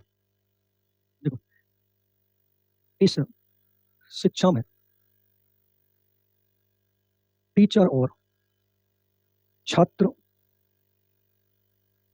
मिलकर अपने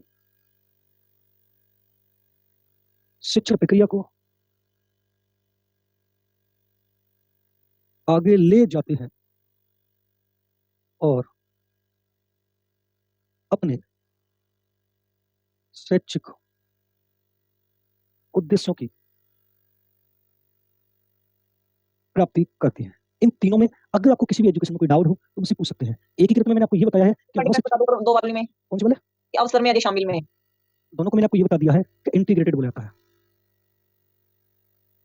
देखो, जहां पर एक हैंडीकैप बालक को एक नॉर्मल बच्चे के साथ पढ़ने के लिए अवसर दिया गया है, अगर वो बालक हमारे यहाँ पर आना चाहता है, मैं नॉर्मल बच्चों को पढ़ा रहा हूँ, वो ये कहना चाहता है वो हैंडीकैप है, जैसे मैं आपकी क्लास अटेंड करना चाहता हूँ, मैं आपसे पढ़ना चाहता हूँ, तो मैं उससे ये बोल दूंगा कल आप 10 बजे से मेरी क्लास में पढ़ने आ सकते हैं। मैंने अभी उसको बैठा के पढ़ाया नहीं है, अभी उससे बोला है, आपको अवसर दे दिया गया कि आप आ सकते हैं, पढ़ सकते हैं, तो अभी वो आया नहीं है, अभी बोला गया है और उसे बोल दिया गया है कि कल वो पूछेगा नहीं, कल वो आके डायरेक्ट बैठेगा। ये वाली बात उसे बोल दी गई है। कौन से बच्चे को, दिव्यांग को कौन से बालक के साथ पढ़ने, सामान्य बालक के साथ पढ़ने का अवसर दिया जाएगा, वो एकीकृत कहलाएगी। समेकित में क्या होगा कि एक दिव्यांग छात्र है, वो सामान्य बालकों के साथ पढ़ने के लिए शामिल किया जाता है। यहाँ पर उसे बोला गया था और यहाँ पर उसको नॉर्मल बच्चे के साथ बैठा दिया गया है और उसकी क्लास चल रही है। दो शब्द आपको देखने हैं, ये तो दो आने हैं, ये दोनों के बिना तो इन दोनों का काम होगा नहीं होगा, लेकिन इन दोनों के साथ अगर ये वाला आ रहा है तो आपको एकीकृत लगाना है, अगर ये वाला आ रहा है तो आपको समेकित लगानी है। प्रोग्रेसिव एजुकेशन की बात करें तो जिसमें टीचर और स्टूडेंट मिलकर अपनी शिक्षण प्रक्रिया को, जो टीचिंग प्रोसेस है, उसको सबसे आगे ले जाते हैं और अपने जो उद्देश्यों की प्राप्ति के लिए शिक्षण प्रक्रिया चल रही है उसको प्राप्त कर लेते हैं, वो प्रोग्रेसिव एजुकेशन कहलाती है। अगर इसके जनक पूछे आपसे तो आपको बताना है जॉन डीवी, और जॉन डीवी ने किस विद्यालय की स्थापना की तो आपको बताना है लैब विद्यालय की स्थापना की। एक जॉन डीवी का एक स्टेटमेंट और है, अगर आप पढ़ना चाहते हो उसको भी लिख देते हैं। इन्होंने ये कहा था कि विद्यालय समाज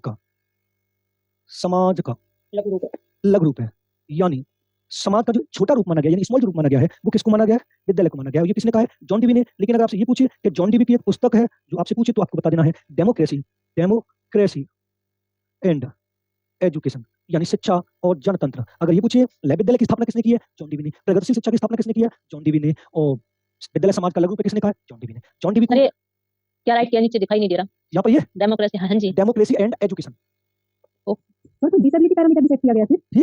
तो डिसेबिलिटी पैरामीटर भी सेट किया गया है क्या? किसके लिए इंक्लूड करने के लिए समावेशी शिक्षा में। बता तो मैंने ये वाला नहीं सर, डिसेबिलिटी पैरामीटर अगर नहीं, वो नहीं सकती, नहीं डिसेबल नहीं, वो नहीं। अक्षमता चाहे छोटी हो या बड़ी हो तो अक्षमता मानी जाती है। मान लेते हैं अगर एक व्यक्ति का थोड़ा सा हाथ बेकार है, ऐसे करता है, और एक व्यक्ति का पूरा हाथ नहीं है, तो अक्षमता तो है दोनों में, ऐसा कुछ नहीं है। हाँ, ये हो जाता है कि अगर किसी में गंभीर अक्षमता है, ज्यादा अक्षमता है, तो उसको आगे बैठा के उस पर थोड़ा ज्यादा ध्यान देने की जरूरत है। अब एक एग्जांपल ये भी पूछा जाता है, मतलब इस क्वेश्चन में आपने देखा होगा, ये वाला माना जाता है कि मान लीजिए आपकी क्लास में एक व्यक्ति सुन नहीं सकता, एक छात्र सुन नहीं सकता, तो आप उसे पढ़ाने के लिए क्या करेंगे? तो उसका एक ऑप्शन आता है कि उसे आगे वाली सीट पर बैठाने की व्यवस्था करेंगे, जिससे वो टीचर के लिप्सों को देखकर कुछ समझने की कोशिश करे। जब वो सुनेगा नहीं तो कौन सी शिक्षा नहीं घर पर कर पाएगा? वर्बल, यानी मौखिक शिक्षा घर नहीं कर पाएगा, तो फिर उसे आगे वाली सीट पर बैठाने की कोशिश करेंगे। फिर उसको एक लिप्स जो टीचर के हैं उसको समझने का एक प्रशिक्षण दिया जाता है, फिर उसके आधार पर वो समझने की कोशिश करता है। वैसे पैरामीटर ऐसा सेट नहीं किया गया कि इतने पैरामीटर तक डिसेबिलिटी को लिया जाएगा, ऐसा कुछ वैसे तो समाज कोई मतलब यदि कोई विकलांग बच्चा है उसको हम उसमें रख के क्लास में रख के और पढ़ाते हैं तो उसको इतना ज्यादा बेनिफिट तो होगा नहीं उसको। नहीं। वो आप लेकिन उसका मनोबल तो बनेगा ना, जानो फायदेमंद है उसके लिए। उसका आत्मविश्वास तो नहीं टूटेगा। अगर मान लीजिए एक बात समझिए, इसको थोड़ा आगे चले, थोड़ा एक बहस करते हैं, आगे चले। सर उसका कॉन्फिडेंस भी कैसे होगा अगर वो बच्चे जल्दी काम कर रहे हैं, वो रह गए अभी पीछे। अभी कॉन्फिडेंस एनसीसी बात से मिलता है कि उसको सामान्य बच्चों के साथ बिठा के पढ़ाया जा रहा है। अभी इसको आगे चले, अभी बता रहा हूँ। देखो, मान लीजिए ये पूरी क्लास है। अब इसमें एक सबसे पहले मैं एक मिर्गी का आपने नाम सुना होगा, जानते हैं मिर्गी, जिसको हम दौरा बोलते हैं। Yes sir. अगर ये एक व्यक्ति में आती है, वही आती बहुत ज्यादा, कभी-कभी आ जाती है, कभी-कभी साल 2 साल में कभी देरी आती है। इससे निपटने के लिए, अगर इस व्यक्ति को इस वाली बीमारी से निपटने के लिए, और जिस व्यक्ति में आती है उसमें इसका पूर्ण होना बहुत जरूरी है, आत्मविश्वास का।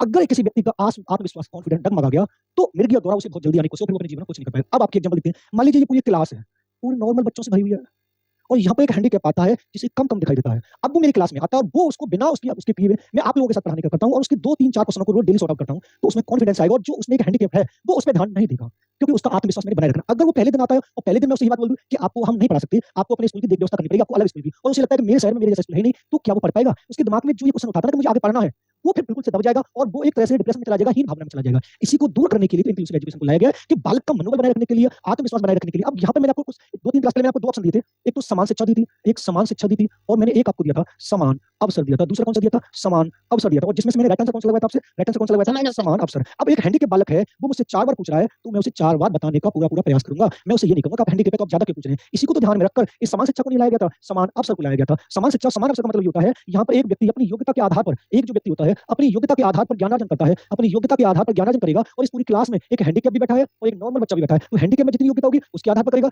नॉर्मल में जितनी योग्यता होगी उसके आधार पर करेगा। इसी को ध्यान में रखकर समान शिक्षा को काट दिया गया था और समान अवसर को लाया गया कि प्रत्येक व्यक्ति को एक अध्यापक से क्वेश्चन पुट करने के पूरे बराबर अवसर दिए जा सकते हैं। अब एक प्रतिभाशाली बालक है, वो एक बार में समझ लेता है, एक मंदबुद्धि बालक है, वो 4 बार में समझ लेता है। तो प्रतिभाशाली बालक ये नहीं कह सकता है जैसा मुझे तो एक बार में समझा तो इसको भी एक बार में समझा। नहीं, हम प्रतिभाशाली से प्रक्रिया कह सकते हैं कि जब हमने इसको 4 बार समझा तो आप भी हमसे 4 बार क्वेश्चन पूछ सकते हैं। लेकिन हम किसी से ये नहीं कह सकते कि अगर उसको एक बार समझाया गया तो आप इसको भी एक बार समझिए। अगर किसी व्यक्ति में 4 बार में समझ में आ रहा है तो मुझे 4 बार में भी समझाना पड़ेगा, क्योंकि अभी जो मैं आपको आगे पढ़ाने जा रहा हूं वो बाल केंद्र शिक्षा पढ़ाया जा रहा हूं, चाइल्ड सेंटर वाली पढ़ाया जा रहा हूं। क्योंकि बाल केंद्र शिक्षा वो कहती है जिसमें आपको ध्यान में रखकर, मेरा कुछ नहीं होना उसमें, आप जैसे चाहेंगे वैसे कहेंगे, मुझे वैसे पढ़ाना है। आपको गलत रास्ते से सही रास्ते पे लाने के लिए आपकी रुचियों, आपके मूल्यों, आपके आदर्शों को ध्यान में रखकर जो शिक्षा दी जाती है चाइल्ड सेंटर यानी बाल केंद्र शिक्षा कहलाती है। और कुछ सर जो नॉर्मल स्टूडेंट्स हैं वो भी तो अफेक्ट होंगे ना इससे। अगर वो 4 बार पूछेगा, अगर जो चैलेंज्ड बच्चा है वो 4 बार क्वेश्चन को पूछ रहा है तो नॉर्मल स्टूडेंट्स फ्रस्ट्रेट नहीं होंगे इससे? होंगे तो फिर इसको क्यों लेके आते फिर हम? फिर ये वाली शिक्षा थोड़ी ना वहां पर प्रयोग करेंगे। अगर वहां पर वो वाले बच्चे नॉर्मल बच्चे होते तो फिर इंक्लूसिव एजुकेशन थोड़ी ना होगी वो। सर जो आपने बताया हैंडीकैप्ड बच्चे में जो डिस्कैलकुलिया डिस्ग्राफिया वाले बच्चे होते हैं ये भी इंक्लूड होते हैं। जी नहीं, वो डिसेबिलिटी होती है, वो गलती कर रहा होता है, अक्षमता हो सकती है, वहां पर भी हो सकती है। एक बालक डब्ल्यू को एम पढ़ता है, वो डिसेबिलिटी है, वो अक्षमता है, किसी कार्य को करने में सक्षम नहीं होना, किसी कार्य को करने में सक्षम नहीं हो सकता। लेकिन इसको हम यहाँ पर जोड़ सकते हैं, जोड़ सकते हैं। सर अभी एक अंग्रेजी का एग्जाम हुआ है, उसमें एक क्वेश्चन आया हुआ है कौन कि सा? आरपीडब्ल्यूडी अधिनियम 2016 के अनुसार कितने हाँ। प्रकार की अक्षमताएं बताई गई हैं? 21 प्रकार की। सर इस टाइप से क्वेश्चन आ गए तो आपने हमें बताया नहीं तो हम कैसे कर पाएंगे? मतलब वो आपके सिलेबस में है कहाँ? अक्षमताएं आपने पढ़ाई तो है सर, अरे वो अक्षमता नहीं मैम, आपके अक्षमता का मतलब विशिष्ट बालक है, विशिष्ट बालक में है मैडम, ये ध्यान रखिएगा।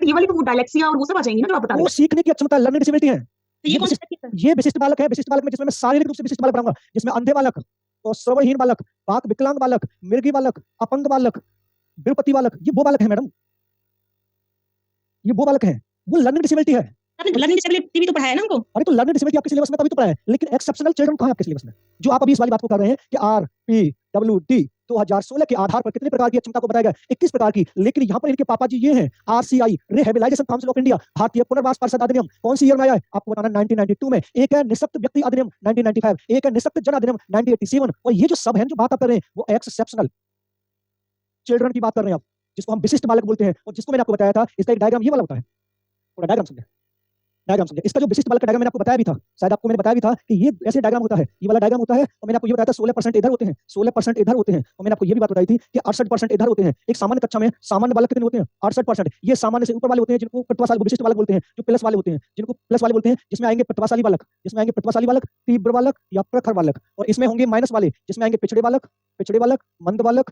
मूर्ख बालक और जड़ बालक और हीन बालक। अब मैंने आपको ये बताया था कि हमारी जो पूरी क्लास है वो 100% होती है, लेकिन एक मनोवैज्ञानिक आया था टर्मन, वो टर्मन ने उस क्लास को 3 भागों में डिसाइड कर दिया गया था कि विशिष्ट बालक 2 प्रकार के होते हैं, यानी सामान्य से ऊपर और सामान्य से नीचे। सामान्य से ऊपर कितने माने जाते हैं? वो 16%। सामान्य से नीचे कितने माने जाते हैं? वो भी 16% माने जाते हैं। अब इसका एग्जांपल मैंने आपको ये बताया था कि मान लीजिए एक क्लास में हमारी में 50 स्टूडेंट, इस 50 स्टूडेंट में से 30 स्टूडेंट नॉर्मल होंगे, 10 स्टूडेंट ये वाले होंगे और 10 स्टूडेंट ये वाले होंगे। अब मैं इनको ये पढ़ाने आया हूं ए, जिनको मैंने ए पढ़ा दिया है और जिनको एक बार में पढ़ाया उनको एक बार में समझ में आ गया, वो नॉर्मल बच्चे होते हैं। यानी मैं जो पढ़ाने आपको आया हूं और मैंने पहली बार में आपको जो बताया और पहली बार में समझ में आ गया, वो कौन से बच्चे होते हैं? नॉर्मल बच्चे होते हैं। और जिनको ऑलरेडी पहले से पता होता है, यानी जिनको ऑलरेडी पहले से पता होता है कि एक किसे कहते हैं, वो प्रतिभाशाली बालक, तीव्र बालक, प्रखर बालक होते हैं, जिनको विशिष्ट बालक कहते हैं, जो सामान्य से ऊपर होते हैं। और कुछ 10% जो 16% 10 बालक ये हैं जिनको ये मैंने 4 बार बता दिया, फिर भी उनकी समझ में नहीं आ रहा, फिर भी कह रहे हैं कि एक बार और बताइए, वो विशिष्ट बालक माइनस वाले होते हैं। अब बात यहाँ पर समझ में आती है जो अभी आपको सनी पर बोला था कि मान लीजिए जब हम हैंडीकैप को पढ़ा रहे हैं और 4 बार में उसकी समझ में नहीं आ रहा, तो नॉर्मल बच्चे और जो गॉड गिफ्टेड बच्चे हैं जो है वो तो कूद मचेंगे और परीक्षा की करेंगे। तो फिर यहाँ पर ये बोला गया था कि जब हम इसको 4 बार बताएंगे तो इनको प्रॉब्लम होगी और इनको प्रॉब्लम होगी, और जब ये आगे आगे बोलेंगे तो इनको प्रॉब्लम होगी। तो विशिष्ट बालक वो बालक होता है जो सामान्य को छोड़कर होता है। इनको 2 भागों में बांटा गया है, नॉर्मल से ऊपर, नॉर्मल से नीचे। विशिष्ट बालक के लिए अलग से शिक्षा प्रशिक्षण की व्यवस्था की जाती है, इस वजह से इनको विशिष्ट बालक रखा गया है। अगर ये पूछे विशिष्ट बालक के प्रकार कितने हैं तो आपको बताना 4 प्रकार हैं। एक होता है शरीर के आधार पर, एक होता है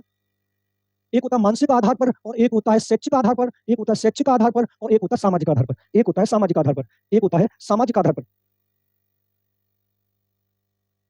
एक होता है सामाजिक आधार पर। शरीर के आधार पर मैंने आपको बता दिया, अंधा बालक, गूंगा बालक, बहरा बालक, विकलांग बालक, अपंग बालक, लूले लंगड़े जो भी होते हैं हमारे शरीर में, जो भी विकलांगता पाई जाएगी वो शरीर के आधार पर होगी। मानसिक का दूसरा नाम होता है बुद्धि के आधार पर। इसमें 3 तरीके से बालक आते हैं, एक आता है प्रतिभाशाली बालक, एक आता है क्रिएटिव बालक और एक आता है मंदबुद्धि बालक। शैक्षिक आधार पर 2 आते हैं, एक आता है पिछड़ा बालक और एक आता है तीव्र या प्रखर बालक। सामाजिक आधार पर वो बालक आते हैं जिनको हम वंचित बालक, असमायोजित बालक, बाल अपराध बालक और संवेगात्मक रूप से असशक्त बालक होते हैं, जो बात बात में लड़ाई झगड़ा कर देते हैं। मैडम जी ये अलग बालक हैं, लर्निंग डिसेबिलिटी अलग है, ये आपको ध्यान में होना चाहिए।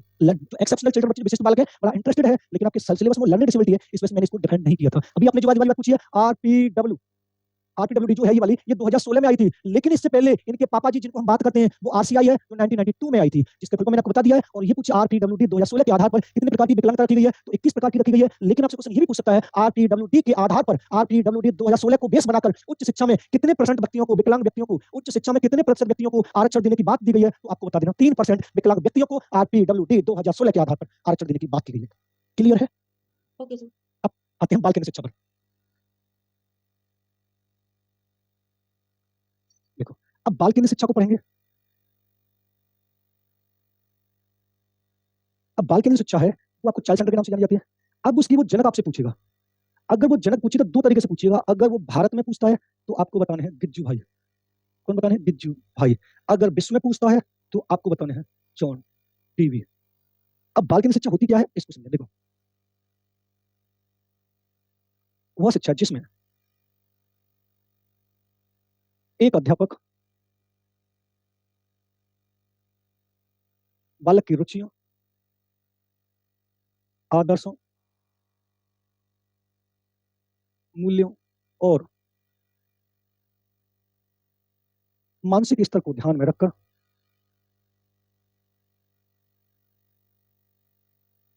शिक्षा की व्यवस्था करता है, व्यवस्था करता है। बाल केंद्र शिक्षा कहलाती है। कोई डाउट हो पूछ लीजिए। देखो, अब मैं आपको एक बात समझाता हूँ। मैंने एक आपको पढ़ाई है समावेशी शिक्षा, उसके बाद मैंने एक आपको पढ़ाई है एकीकृत शिक्षा, उसके बाद मैंने आपको एक पढ़ाई है समेकित शिक्षा, उसके बाद मैंने आपको एक पढ़ाई है प्रगतिशील शिक्षा,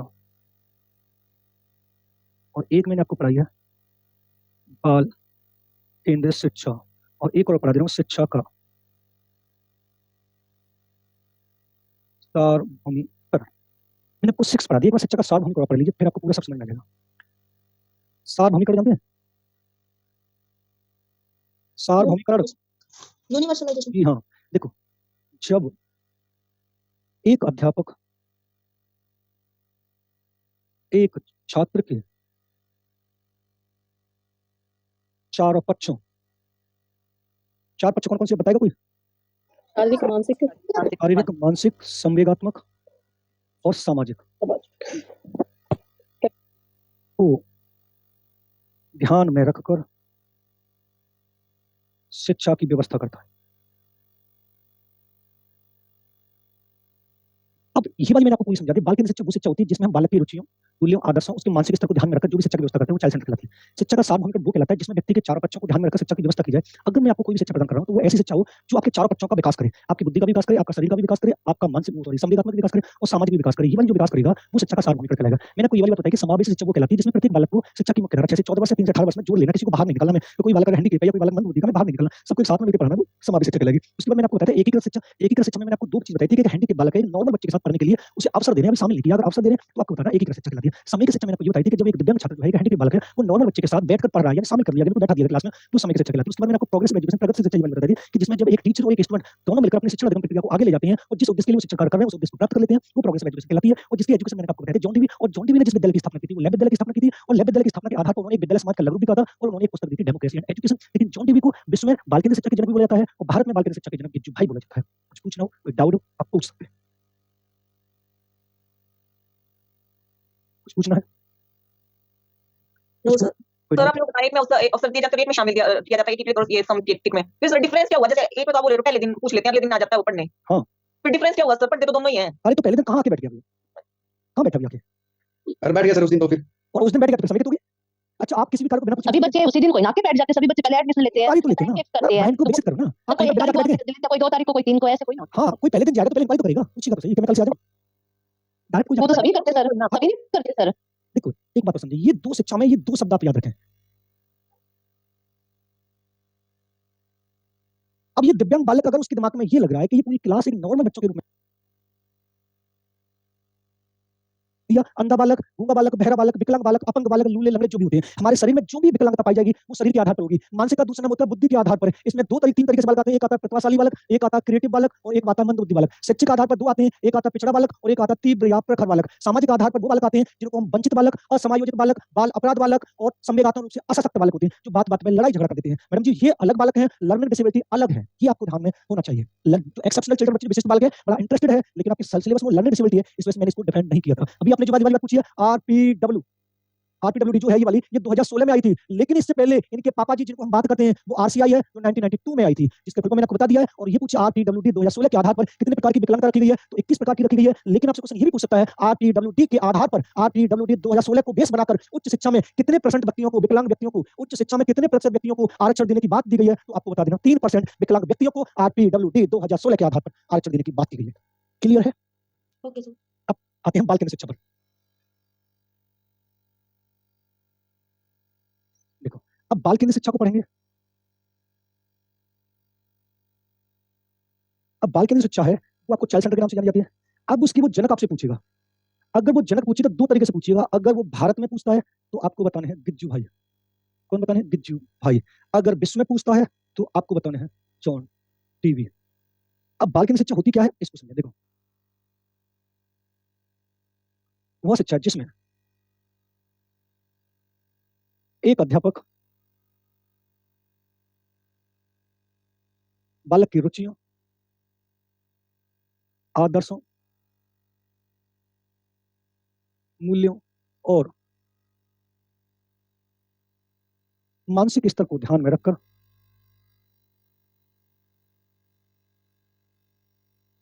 शिक्षा की व्यवस्था करता है बाल केंद्र शिक्षा कहलाती है। कोई डाउट हो पूछ लीजिए। देखो अब मैं आपको एक बात समझाता हूं। मैंने एक आपको पढ़ाई है समावेशी शिक्षा, उसके बाद मैंने एक आपको पढ़ाई है एकीकृत शिक्षा, उसके बाद मैंने आपको एक पढ़ाई है समेकित शिक्षा, उसके बाद मैंने आपको एक पढ़ाई है प्रगतिशील शिक्षा, और एक मैंने आपको पढ़ाई है बाल केंद्रित शिक्षा, और एक और पढ़ा रहा हूं शिक्षा का सार्वभौमिकरण। मैंने आपको 6 पढ़ा दिया। एक बार शिक्षा का सार्वभौमिकरण पढ़ लीजिए, फिर आपको पूरा सब समझ में आ जाएगा। सार्वभौमिकरण जानते हैं? सार्वभौमिकरण यूनिवर्सलाइजेशन। जी हाँ। देखो जब एक अध्यापक एक छात्र के चार पक्षों कौन कौन से बताएगा कोई? शारीरिक, मानसिक, शारीरिक, मानसिक, संवेगात्मक और सामाजिक को ध्यान में रखकर शिक्षा की व्यवस्था करता है। अब ये वाली मैंने आपको पूरी समझा दी। बाल केंद्र शिक्षा वो शिक्षा होती है जिसमें हम बालक की रुचियों, मूल्यों, आदर्शों, उसके मानसिक स्तर को ध्यान में रखकर जो भी शिक्षा की व्यवस्था करते हैं वो चाइल्ड सेंटर कहलाती है। शिक्षा का सार्वभौमिक वो कहलाता है जिसमें व्यक्ति के चारों पक्षों को ध्यान में रखकर शिक्षा की व्यवस्था की जाए। अगर मैं आपको कोई भी शिक्षा प्रदान कर रहा हूं तो वो ऐसी शिक्षा हो जो आपके चारों पक्षों का विकास करे, आपकी बुद्धि का विकास करे, आपका शरीर का भी विकास करे, आपका मानसिक संवेगात्मक विकास करे और सामाजिक विकास करे। ये वाली जो विकास करेगा वो शिक्षा का सार्वभौमिक कहलाएगा। मैंने आपको ये वाली बात बताई कि समावेशी शिक्षा वो कहलाती है जिसमें प्रत्येक बालक को शिक्षा की मुख्य धारा जैसे 14 वर्ष से 3 से 18 वर्ष में जोड़ लेना, किसी को बाहर नहीं निकालना में, तो कोई बालक हैंडीकैप है या कोई बालक मंदबुद्धि का, बाहर नहीं निकालना, सबको एक साथ में लेकर पढ़ाना, वो समावेशी शिक्षा कहलाएगी। उसके बाद मैंने आपको बताया एकीकृत शिक्षा। एकीकृत शिक्षा में मैंने आपको दो चीज बताई थी कि हैंडीकैप बालक है नॉर्मल बच्चे के साथ पढ़ने के लिए उसे अवसर देने, अभी शामिल नहीं किया, अगर अवसर देने तो आपको बताना एकीकृत शिक्षा कहलाती है। समेकित शिक्षा मैंने आपको ये बताई थी कि जब एक दिव्यांग छात्र जो है हैंडीकैप बालक है वो नॉर्मल बच्चे के साथ बैठकर पढ़ रहा है, यानी शामिल कर लिया, बिल्कुल बैठा दिया क्लास में, वो समेकित शिक्षा कहलाती है। उसके बाद मैंने आपको प्रोग्रेसिव एजुकेशन, प्रगतिशील शिक्षा ये बताई थी कि जिसमें जब एक टीचर और एक स्टूडेंट दोनों मिलकर अपनी शिक्षण प्रक्रिया को आगे ले जाते हैं और जिस उद्देश्य के लिए वो शिक्षा कार्य कर रहे हैं उस उद्देश्य को प्राप्त कर लेते हैं, वो प्रोग्रेसिव एजुकेशन कहलाती है। और जिसकी एजुकेशन मैंने आपको बताई थी जॉन डीवी, और जॉन डीवी ने जिस विद्यालय की स्थापना की थी वो लैब विद्यालय की स्थापना की थी, और लैब विद्यालय की स्थापना के आधार पर उन्होंने एक विद्यालय समाज का लघु भी कहा था और उन्होंने एक पुस्तक दी थी डेमोक्रेसी एंड एजुकेशन। लेकिन जॉन डीवी को विश्व में बाल केंद्र शिक्षा के जनक भी बोला जाता है और भारत में बाल केंद्र शिक्षा के जनक गिज्जू भाई बोला जाता है। कुछ पूछना हो, कोई डाउट हो, आप पूछ सकते हैं। कुछ पूछना है? No sir. सर आप लोग बताइए में अवसर दिए जाते रेट में शामिल किया जाता है टीपी कोर्स ये सम टिक में, फिर सर डिफरेंस क्या हुआ? जैसे एक में तो आप बोल रहे हो पहले दिन पूछ लेते हैं, अगले दिन आ जाता है वो पढ़ने। हाँ। फिर डिफरेंस क्या हुआ सर? पढ़ते तो दोनों ही हैं। अरे तो पहले दिन कहाँ आके बैठ गया? कहाँ बैठा आके? अरे बैठ गया सर उस दिन तो फिर। और उस दिन बैठ गया समेकित हो गया? अच्छा आप किसी भी कार्य को बिना पूछे सभी बच्चे उसी दिन कोई ना के बैठ जाते, सभी बच्चे पहले एडमिशन लेते हैं, इंक्वायरी तो लेते हैं ना, करते हैं। माइंड को विकसित करो ना। आप तो कहीं एक बिना तारीख जाके को बैठ गए? दिल्ली का, कोई 2 तारीख को, कोई 3 को, ऐसे कोई ना। हाँ कोई पहले दिन जाएगा तो पहले इंक्वायरी तो करेगा, पूछेगा तो सही कि मैं कल से आ जाऊं। डायरेक्ट कोई वो तो जाता सभी करते हैं सर, सभी नहीं करते सर। देखो एक बात तो समझिए, ये दो शिक्षा में ये दो शब्द आप याद रखें। अब ये दिव्यांग बालक अगर उसके दिमाग में ये लग रहा है कि ये पूरी क्लास एक नॉर्मल बच्चों के रूप में पढ़ाई जा रही है, इसमें कोई हैंडीकैप है ही नहीं, तो वो डांट के जाके बैठ जाएगा। जब उसको ये पता है कि इस पूरी क्लास में 40 बच्चों में कोई हैंडीकैप नहीं है, तो जो एक हैंडीकैप है वो डांट के जाके बैठ जाएगा। पर अब जब इंक्लूसिव है तो पूछने की जरूरत ही क्या है सर? अरे तो देखो फिर वही वाली बात आ रही है, मैंने आपको ये वाली बात बताई, इंक्लूसिव पापा जी हैं, उनके दो बेटा जो दोनों बेटों के विचारधारा अलग-अलग है। इंक्लूसिव एजुकेशन का मीनिंग मैंने अलग बताया, समेकित का अलग बताया, एकीकृत का अलग बताया। मैंने आपको फिर भी बात बताई है, जब वो ये वाला स्टेटमेंट दे कि एक हैंडीकैप नॉर्मल बच्चे के साथ पढ़ने के लिए आप मांगा है, तो कौन सी कहानी एकीकृत? अगर हैंडीकैप सामान्य घर बैठ के सामने कर दिया गया तो कौन सी है? समेकित। लेकिन जब ये दो शब्द आएंगे तो फिर भी मैंने यहाँ पर डायग्राम बनाया, जब इन दोनों की बात होगी तो ये दो शब्द आएंगे, लेकिन जब इसकी बात होगी तो बालक किसी की जाति धर्म लिंग कोई कैसा भी हो, बस जीवित हो उसकी सांस चल रही हो, उसे सबके साथ बैठ के बड़ा समावेश चलाती है। लेकिन जब इन दोनों की बात होगी तो फिर ये दो शब्द आएंगे, दिव्यांग और सामान्य। तो मैंने यहाँ पर लिख दिया, अब शब्द दिए तो एकीकृत, समेकित शामिल करे तो समेकित। स्टेटमेंट वो ऐसी बना के देगा, जब एक अध्यापक अपनी क्लास में एक दिव्यांग छात्र को सामान्य बालक के साथ पढ़ाने के लिए अब शब्द दे रहा है तो कौन सी शिक्षा का प्रयोग कर रहा है? एकीकृत का, शामिल कर लेगा, समेकित कर लेगा, ये है। और जब भी वो कहेगा बालक किसी भी जाति धर्म लिंग समुदाय का हो, शिक्षा की मुख्य धारा, जब वो इसकी बात करेगा तो ये वाला शब्द देगा, शिक्षा की मुख्य धारा। अब मुख्य धारा मैंने आपको दो बताइए, पहली थी हमारी 6 से 14, अब कितनी होगी? 3 से 18 वर्ष, जो फ्री और कंपलसरी एजुकेशन है, इससे बालक छूट में जाए वो समावेश शिक्षा कहलाती है। क्लियर है? क्लियर है? यस सर, कौन-कौन से टॉपिक बच गए सर अब? अभी देख लेंगे, सिलेबस में बता दूंगा। ओके सर, टाइम हो गया सर। ओके, अभी तो आपका एक वाला बच्चा है, एक तो इमोशनल बताया आपका, और एक मेंटल हेल्थ बताया जो एडजस्टमेंट है जो वाला, और एक बच गया आपका टीचिंग लर्निंग मटेरियल प्रोड्यूस, मैंने आपको पढ़ा दिया शायद वो वाला ओएचपी प्रोडक्ट वाला, और एक कोऑपरेटिव एजुकेशन। देखो कोऑपरेटिव लर्निंग है, लेकिन कोऑपरेटिव लर्निंग जो तीसरा पार्ट ये सबसे लास्ट में होगा, ये इसी के अंतर्गत आ रहा है। कोऑपरेटिव जो लिखा है देख लेना, जो pedagogy and teaching learning material जिसके अलग टॉपिक है सर वो। मैंने कब बोला कि अलग नहीं है?